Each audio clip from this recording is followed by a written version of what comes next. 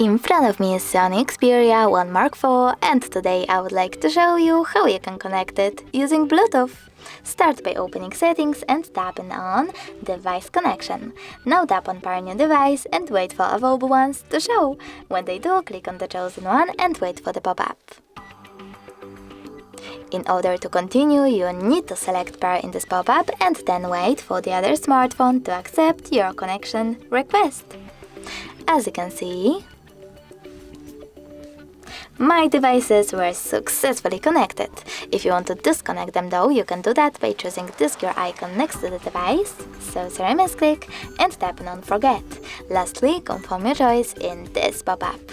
Thanks so much for watching. If you enjoyed this video, don't forget to leave a like, comment and subscribe. Bye!